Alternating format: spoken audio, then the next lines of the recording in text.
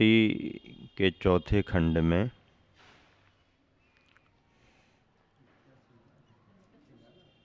कथानक का उपसंहार हो रहा है। कल के दिन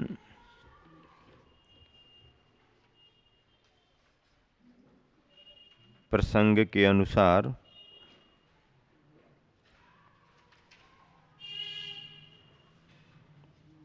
परिवार सहित सेठ जी कुंभ को लेकर के कुंभकार के यहाँ तक पहुँच गए हैं।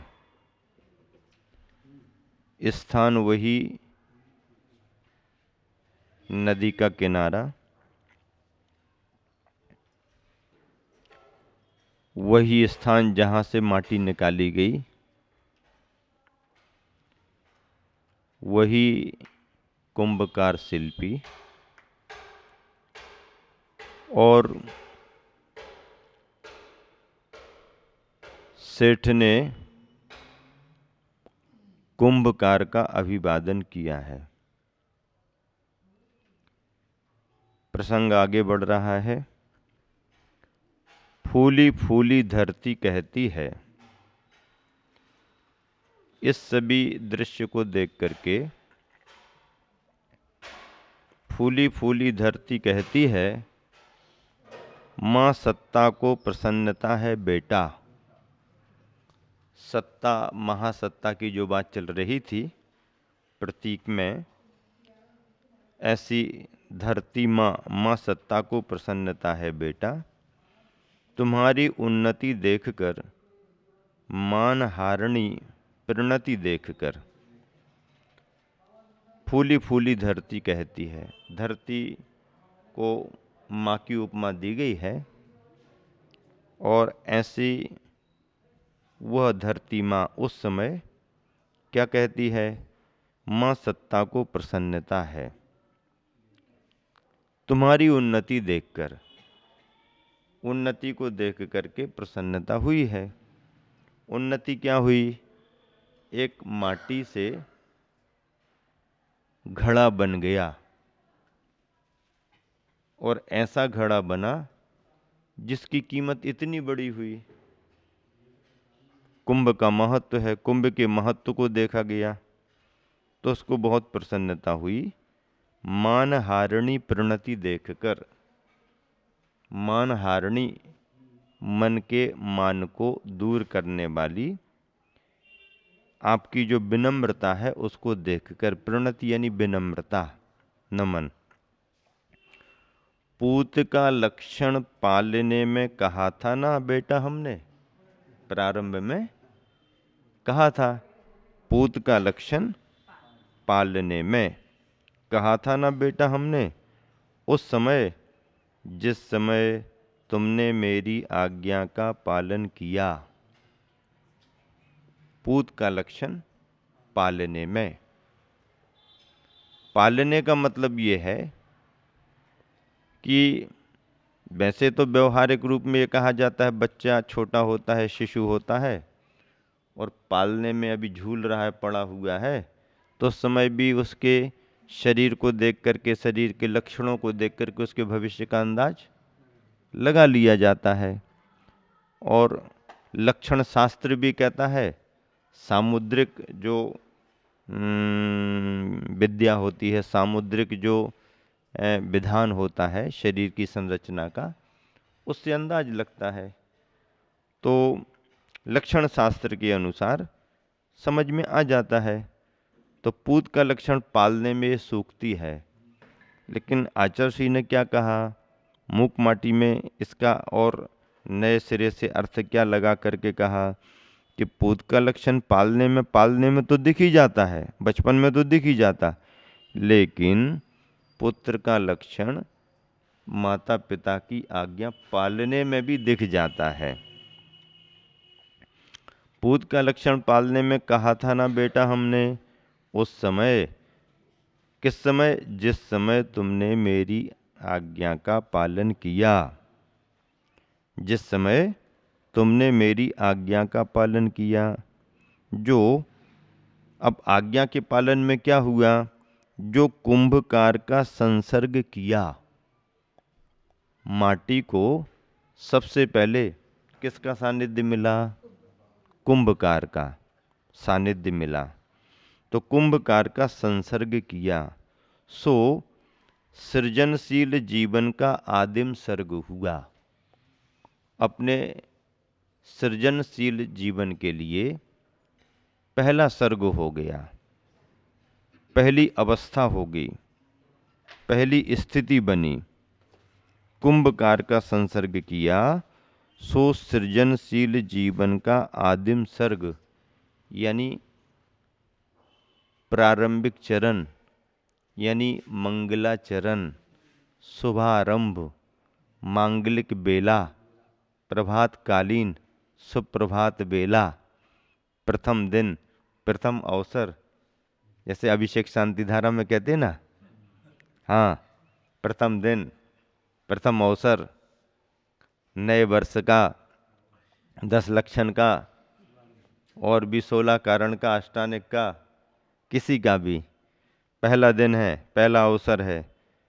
तो जो प्रारंभ होता है कथानक का या विकास की यात्रा, मुक्ति की मंगल यात्रा किसी भव्यात्मा की होती है। कुंभ बनने के लिए माटी की जो प्रारंभिक यात्रा होती है, तो उसमें कुंभकार का जो संसर्ग किया, सो सृजनशील जीवन का आदिम सर्ग हुआ।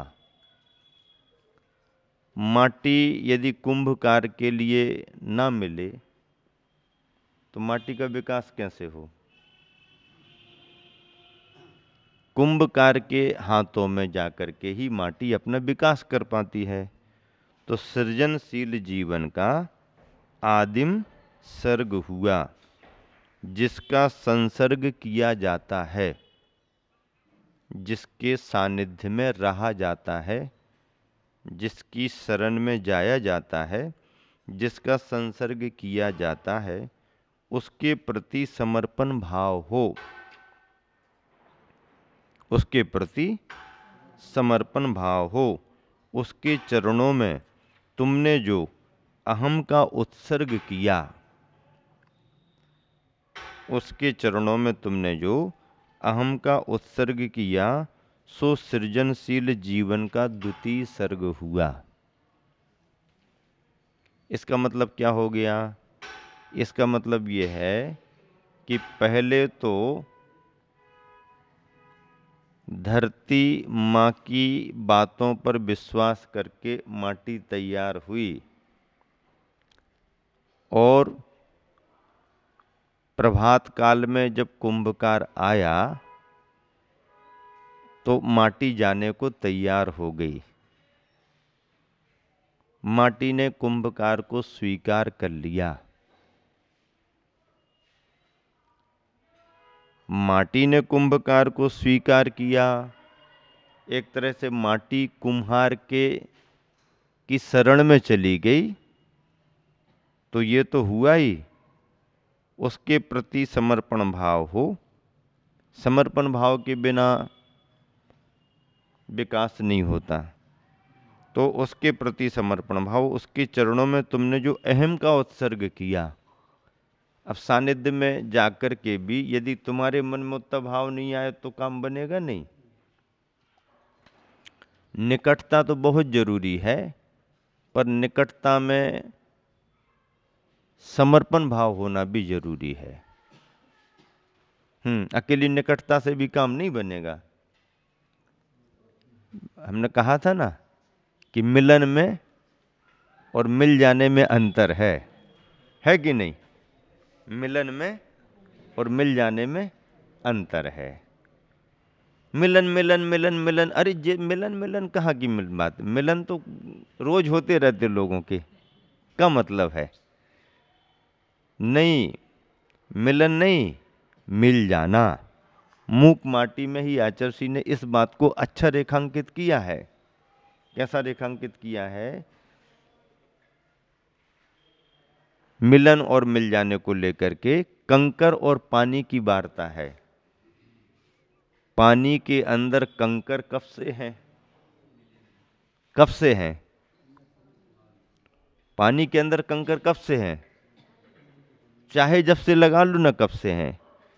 तो पानी का कंकरों में, कंकरों का पानी में मिलन तो खूब हो रहा है, पर कंकर पानी में घुलते मिलते नहीं हैं। और माटी में पानी जरा सा मिल जाए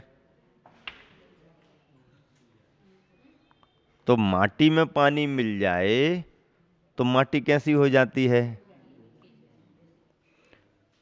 कंकरों को पानी मिले तो कंकर भीग तो जाते हैं, पर ऊपर ऊपर से, अंदर सूखापन रहता है। और माटी को पानी मिल जाए तो माटी भीगती है, ऊपर से भी और भीतर से भी। अरे कंकरों मिलन तो बहुत हुआ पर तुम मिले नहीं, ऐसा करके आचार्य ने लिखा है। तो मिलन में और मिल जाने में बहुत अंतर है।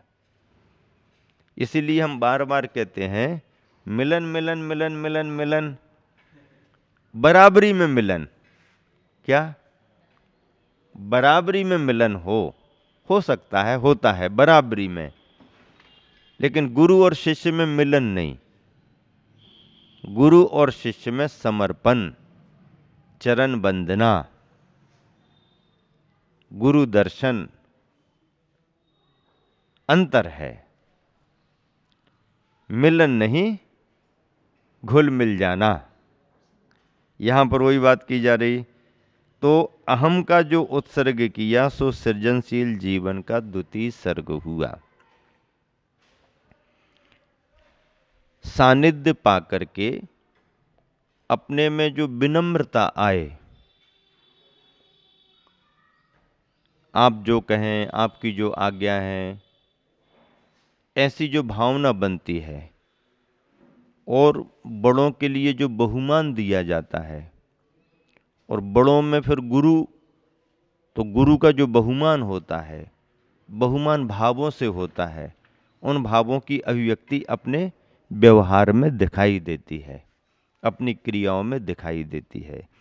तो ये ही उन्नति का मार्ग है, यहीं से शुरुआत होती है। जैसे कहते हैं ना, मोक्ष मार्ग की शुरुआत कहाँ से होती है? मोक्ष महल की प्रथम सीढ़ी। अब प्रथम सीढ़ी का है, मोक्ष महल की प्रथम सीढ़ी का है सम्यक दर्शन। पहली सीढ़ी तो सम्यक दर्शन, फिर उस सीढ़ी से दूसरी सीढ़ी, तीसरी सीढ़ी लगा लो, पर पहली सीढ़ी क्या? अब पहली सीढ़ी हो नहीं, नीचे की 2-3 सीढ़ी छोड़ दो और ऊपर ऊपर की बना दो। मटेरियल कम पड़ गया मटेरियल कम पड़ गया तो ऊपर की बना दी और नीचे की छोड़ दी। नहीं नहीं, काम बनेगा नहीं। हाँ भैया, बिल्डिंग बनाने को थोड़ा पैसा कम पड़ रहा है, ऐसा करो, नींव में पैसा खर्च मत करो, अपन दीवारें खड़ी कर दो नींव दिखती थोड़ी है, क्या कहते हैं, नींव दिखती थोड़ी है। जब जो दिख नहीं रही उसमें रहा भी नहीं जाता, और नींव मकान भी नहीं है। नींव को मकान कहा जाता क्या? नहीं, दीवाल को मकान कह सकते हैं, छत को मकान कह सकते हैं, द्वार दरवाजों को मकान कह सकते हैं। नींव को तो कोई मकान कहता नहीं, तो नींव तो मकान है नहीं। तो कोई कोई ऐसे होते हैं जो मकान तो बनाना चाहते हैं, लेकिन नींव में पैसा खर्च करना नहीं चाहते, और वो कहते हाँ ठीक तो है ना, है नींव में पैसा खर्च करो काहे को, बढ़िया दीवारें बनाओ, बिल्डिंग बनाओ, ये करो करो। दुनिया के लोग समझदार नहीं हैं जो नींव में पैसा खर्च करते हैं। हम समझदार हैं, हम नींव का पैसा बचा करके दीवालों में, छत में लगाएंगे। अब फिर बिल्डिंग बनेगी, बन तो जाएगी, बिल्डिंग नहीं बनेगी क्या? बन जाएगी, बिल्डिंग तो बन जाएगी, लेकिन बनी हुई बिल्डिंग टिकेगी नहीं। बनी हुई बिल्डिंग क्यों नहीं टिकेगी? क्योंकि उसकी नींव नहीं है। नींव बनाना जरूरी है, नींव भरना जरूरी है, नींव को मजबूत रखना जरूरी है। मोक्ष मार्ग की जड़ है। तो अब नींव के बिना मकान नहीं। तो दूसरा व्यक्ति ऐसा चला कि उसने सारा पैसा नींव में लगा दिया। बोले इतना महत्व नींव का है तो हम सारी पूंजी नींव में लगाए देते।